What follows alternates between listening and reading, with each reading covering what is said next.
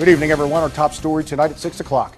The escalating violence between Israel and the Palestinian militants continues after the Palestinian terror group Hamas rejects an Egyptian-brokered ceasefire plan.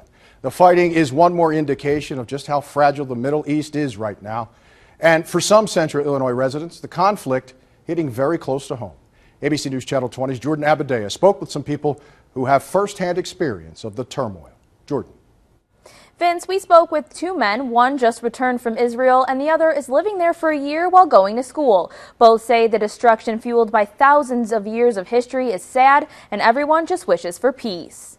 Warner grew up in Springfield and taught in Champaign. Now he's spending a year in Israel to go to school and documenting the journey on his blog. It's awful that there are civilians who are being killed in Gaza. It's awful that there are civilians who are having to run for cover when the sirens go off on the Israel side, every hour down south. And so you really see it more as a human conflict, I would say, than as just a political conflict.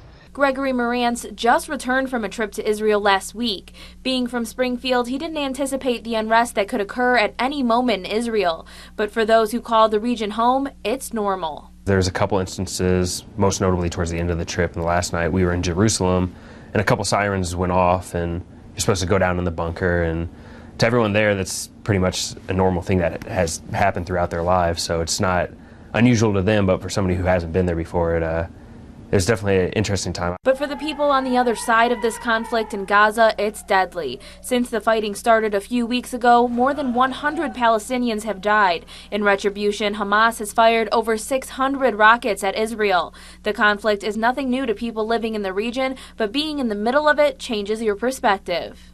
People kind of like simple answers, and it's really easy to see the simple answers when you're 5,000 miles away. When you're right in the middle of it, you understand that things are way more complicated. Part of the reason the people in Israel can defend themselves so well from rocket attacks is because they have an Iron Dome missile defense system. Today, a U.S. Senate panel has backed a defense spending bill that would double the amount of money the U.S. contributes to that system. Vince? Jordan, thank you. Illinois Senator Dick Durbin, who is the chairman of that panel, says the system is working and it's important that the U.S. continue defending Israel during this escalating violence.